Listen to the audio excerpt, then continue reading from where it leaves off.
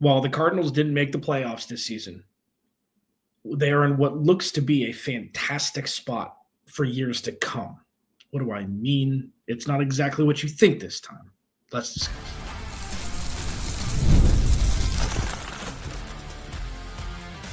You are Locked On Cardinals, your daily Arizona Cardinals podcast. Part of the Locked On Podcast Network, your team every day.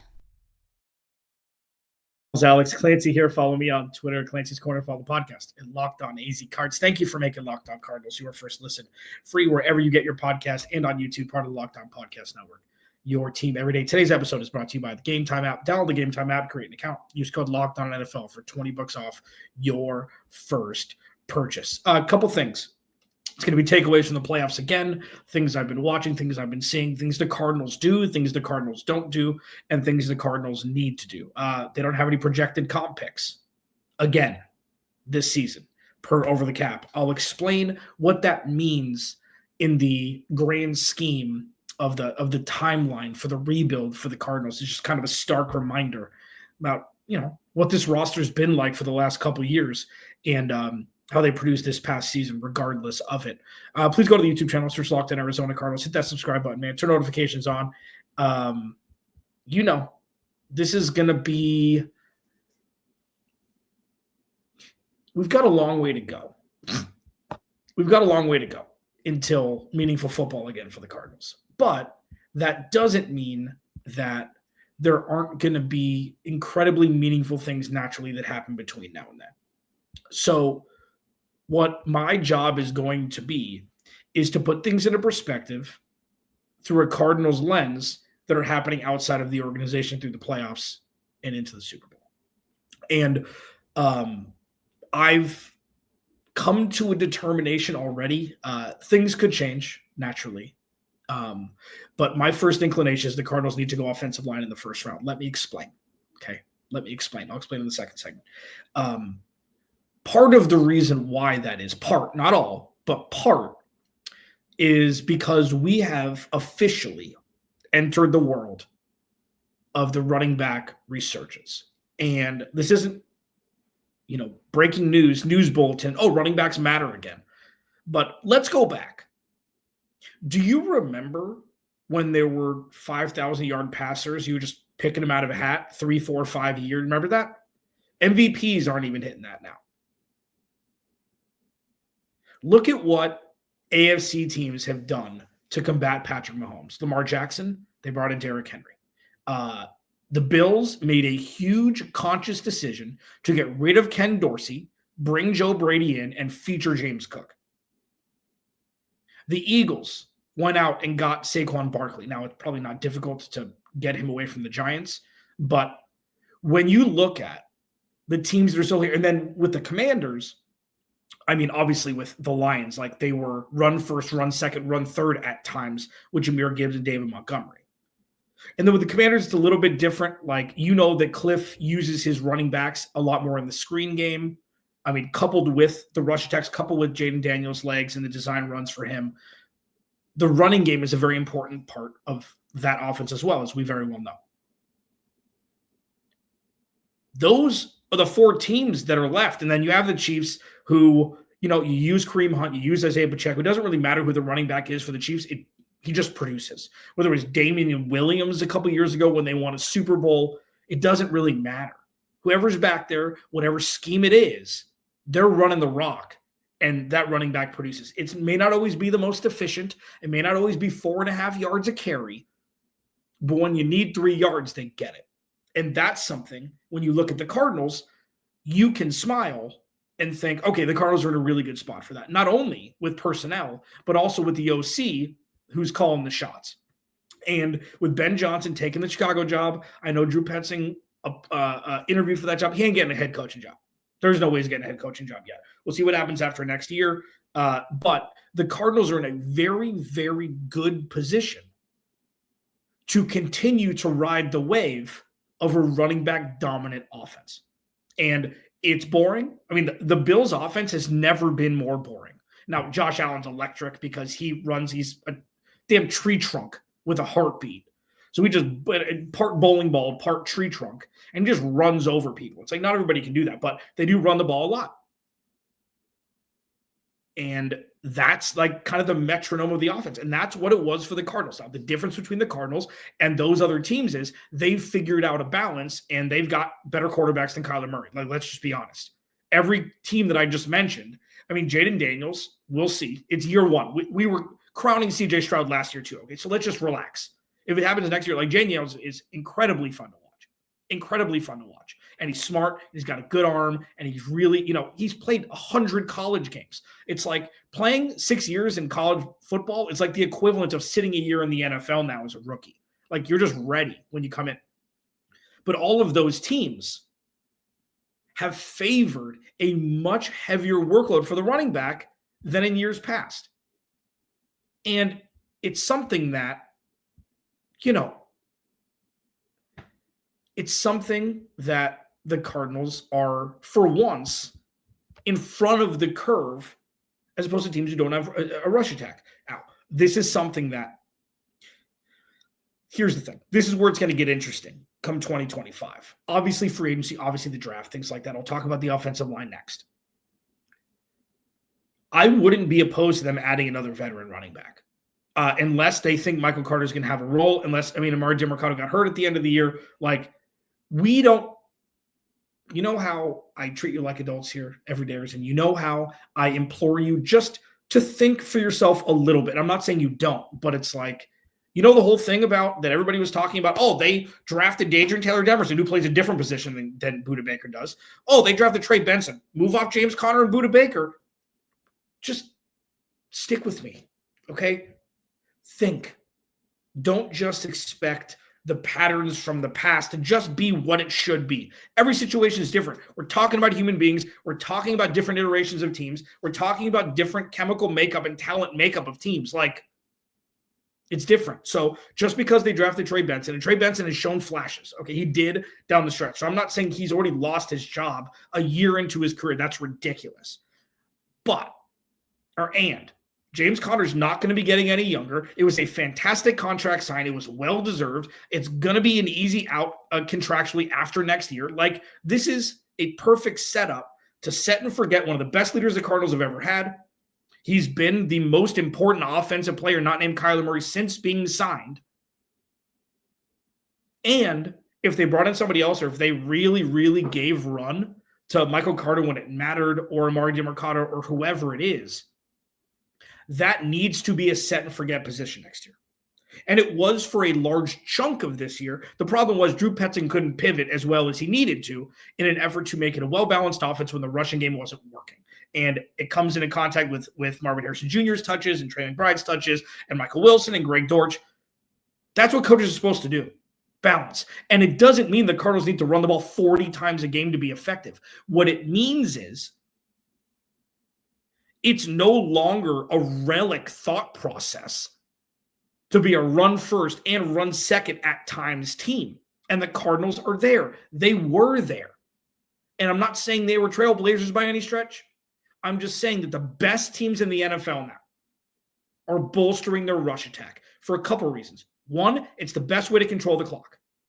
It's the best way, keeping opposing offenses off the field. It's the best way to control the clock. Two, it works in any weather. Look at what happened in Philly. It was negative 1,000,000 degrees there. Saquon,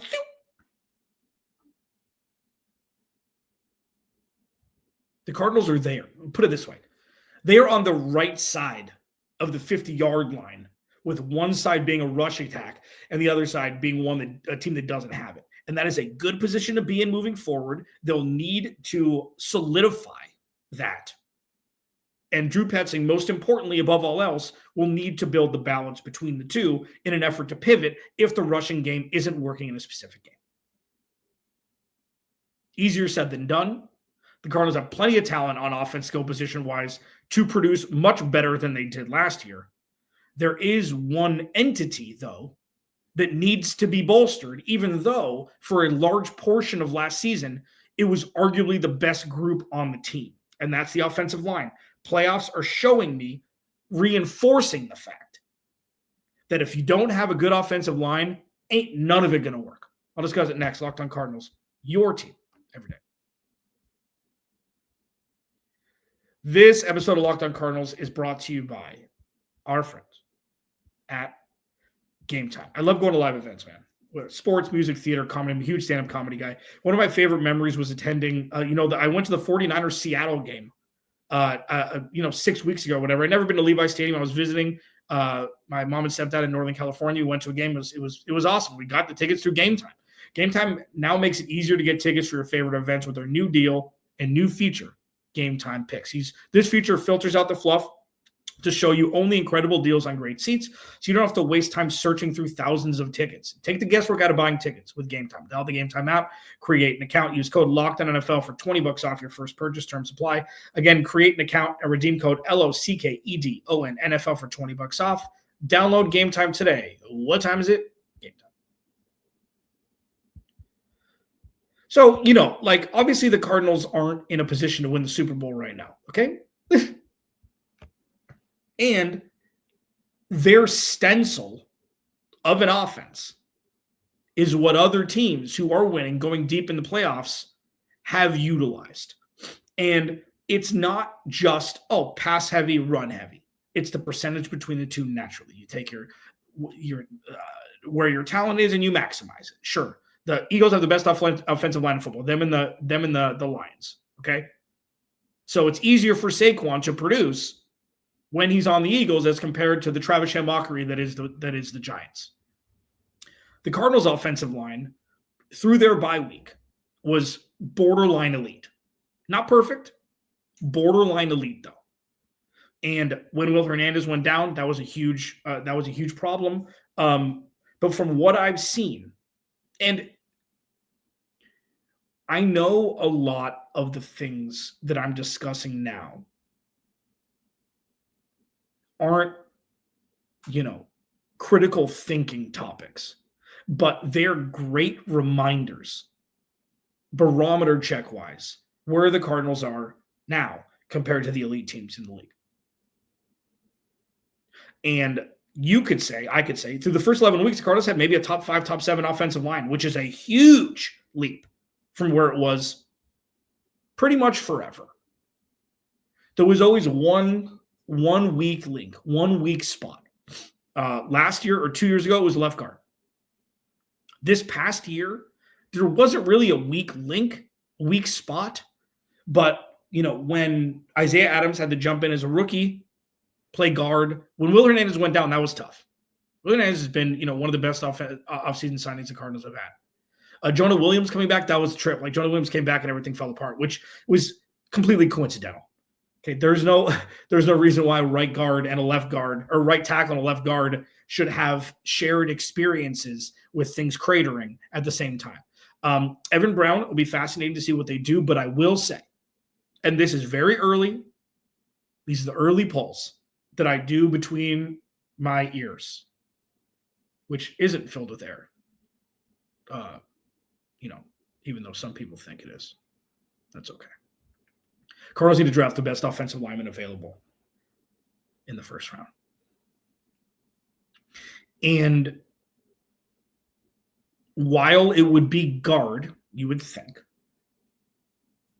or a player who can play guard and tackle, guard and center, because you don't want to be in a Rodney Hudson situation again, where Rodney Hudson goes down and you're in a Max Garcia situation. They need a backup plan at center in case Altafrold goes down. And I know Evan Brown has played center. I know John Gaines has played center. I don't think that either of those guys can be the every down starter at center.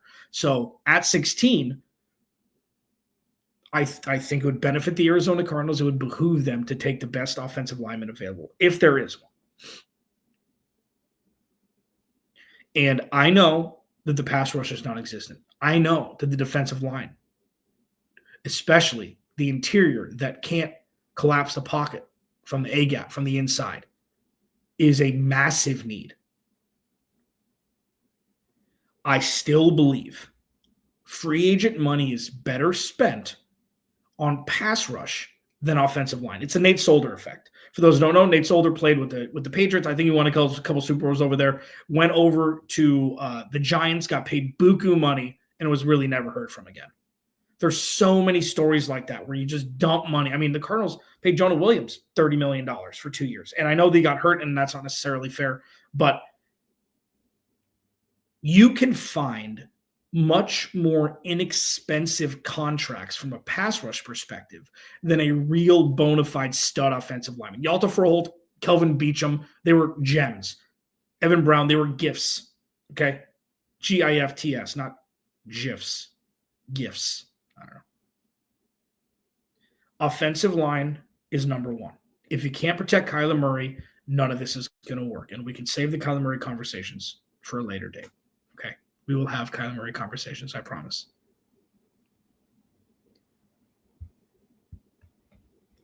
Offensive line is number one. Because at least, like we saw last year, there's no pass rush. This secondary is legit now. So you add a couple pieces. There's a Josh Sweat. There's a Hassan Reddick. There are guys like the next iteration of Daniil Hunter and Yannick Ngakoue. There's always going to be those guys who are journeyman, Jadeveon Clowney's. I'm not saying those guys to come sign with the Cardinals, but there's always those guys who are going to be like the Darrelle Revis, Akeem Talib talent for hire towards the end of their career, who can be pass rushers, who are better than the average, and who won't warrant $20 million a year like they once did. There are plenty of those guys. Not as many offensive linemen like that, because if they are a bargain, so to speak, they're usually not. Like, okay, a bargain pass rusher is exponentially more valuable, usually talent-wise, than a bargain hunting offensive lineman. Because if they were a top-tier offensive lineman or close to it, ain't no way the team would let them go if money wasn't the thing. Does that make sense? If you're getting equivalent contract-wise, on the scale, a B-level pass rusher and a B-level offensive lineman, the B-level offensive lineman is going to cost a lot more because there are much fewer of them than just good, average to slightly above average situational pass rushers. Protecting the quarterback seems to be more difficult than getting to the quarterback. Folding this in with the resurgence, like the real bona fide, it's back, run the ball, play defense, win games kind of, metric in the NFL. It's like when the NBA hopefully at some point goes back to the big man having some sort of a supreme reign, and you're not shooting 73s a game and calling it basketball. It's going to be like that at some point, because people are going to wise up and realize Daryl Morey doesn't know what the hell he's talking about. People followed him blindly, and now look at where the NBA is and rant over. Offensive line is one, because even if it's not Kyler Murray after this year, if you don't protect your quarterback, you got no shot. You got no shot. Ask CJ Stroud, who was lucky to make it out of the Chargers game with the amount of times he got pressured. I mean, ask teams that didn't make the plays. Look at Caleb Williams. It's just a joke that you spend all this draft capital or money on quarterbacks. Aaron Rodgers, like Joe Burrow. If you can't protect your quarterback, regardless of who it is, you got no shot. Locked on Cardinals, your team every day. The Cardinals have no projected comp picks in this year's draft. It's not really a surprise. I'll discuss why next. This episode of Locked on Cardinals is brought to you by our friends at Prize Picks. It's playoff time, and if you're like me, you want to make the most of these final weeks of football action, man, that's where Prize Picks comes in. If you love football and want a chance to win real money while watching the games, Prize Picks is the place for you.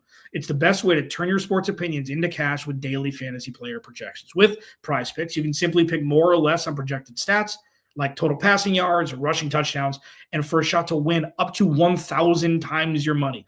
You can make your picks in less than 60 seconds. So whether you're looking for a flex play to boost your payout or want to cash out quickly, Prize Picks has got you covered. With over 10 million members and billions in winnings, it's clear that people are loving this platform. Here's a special offer for Locked On NFL listeners. Download the app today. Use code Locked On NFL to get $50 instantly after you play your first $5 lineup. That's Prize Picks. Run your game. Download the app today. Use code Locked On NFL to get $50 instantly after you play your first $5 lineup. Prize Picks. Run your game. So while, you'd rather have the Cardinals in the playoffs. It'd be fun to see the team that, I cover and, the team that you've been a fan of for a long time. These teams are so much better than the Cardinals. It's insane. Even Washington, the teams are just so much better. They're a lot better. And that's the stark contrast between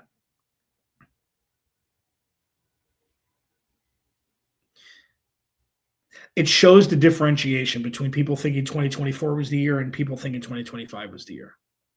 And it's interesting, like the whole Cliff Kingsbury, Adam Peters thing, new owner in Washington, immediate. That's where the jealousy comes in. And it's not having to do with Cliff's success. You got to give him credit. Cliff has always been a great offensive mind. Good offensive mind. He's a terrible head coach. You can't really compare the two. And we'll see if he gets another gig. But no, they're doing a great job there. Dan Quinn's an adult in the room that Cliff Kingsbury desperately needed when he was here. But having a new owner there in Washington when Dan Snyder was forced to sell the team, and rightfully so, that's the grass is always greener kind of conversation that we're never going to have, which stinks. But Monty Osborne can do a good enough job with Michael Bidwell writing the checks, and you hope that they'd be big enough to attract some free agents this offseason.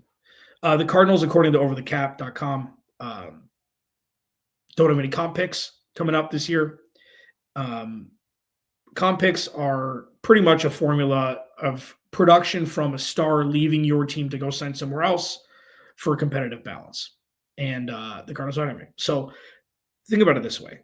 After the 2022 season, when Monty Osborne took over, the Cardinals had less than I think it was 45% retention rate from players on the 2022 team to the 2023 team.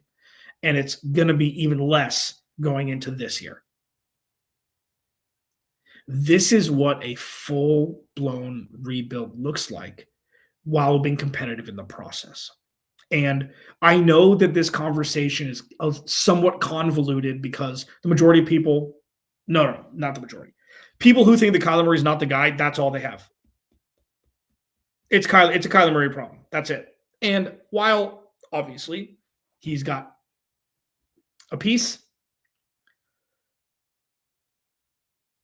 the state that Steve Keim left this roster in, Houdini couldn't put this together in a year.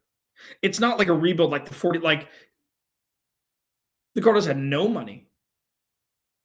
They had their draft picks, but they had no real momentum after the 2022 season. Hollywood Brown, gone. DeAndre Hopkins, gone. Okay, what receivers do they have? Okay, Trey McBride had just come out of, what was that, his second year, rookie year, whatever it is. Second year? No, rookie year. Going into his second year. It's like, okay, what do we have there? James Conner. Okay, the only real, pillar on offense. Offensive line, Defense, So Monty Osborne did completely overall 53, 100 players down to 53 plus a practice squad. It's like, it's not just going to happen overnight. And with Kyler Murray having his ACL torn, it obviously prolonged the process a little bit.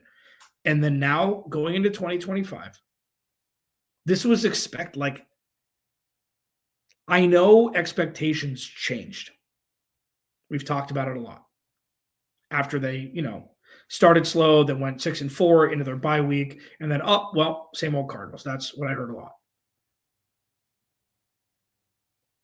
Them winning 8 games this past year was a win. And it wasn't a win because of this year. It wasn't a win because it was Kyler Murray. It wasn't a win because it was Jonathan Gannon or Drew Petzing or Nick Rallis or Monty Osborne. It wasn't a win for all of that. It was a collective win because it showed proof of concept that was continuing to grow. And the stark reality is 2025 is I'm in the camp, just like the Cardinals need to go offensive line in the first round right now. It's Kyler Murray and Drew Petzing or neither in 2026. And the only offshoot of that is if the Cardinals win, double-digit games, they win a playoff game, and Drew Petzing gets a head coaching gig, okay, that's a different conversation. But all things being equal, we'll find out everything in 2025. There are zero this, it's not exact. Well, this, it's not there. They're not there. They're not there. No. I think they've got about $80 million to spend. They've got all their picks. Everybody's coming back. Well, we'll see about, because you're white. There's a couple, and although they lost in the tiebreaker, it doesn't matter because they beat the 49ers, but they have a very tough schedule next year compared to the 49ers having the last place schedule. But everything is setting the stage for this now being game time. Either it's going to happen or it won't. There's no caveats. There's no nothing. It's either the Cardinals are going to win games, they're going to make the playoffs, or there's going to be different conversations being had throughout the year and at the end of the year. No projected comp picks, according to Over the Cap, is just a reminder of how far the Cardinals needed to come in an effort to get to even this spot on the precipice of being able to jump back into relevancy. And we'll see what happens from here. Alex Nancy, Locked On Cardinals. Remember, without you, there is no me. I'll talk to you tomorrow.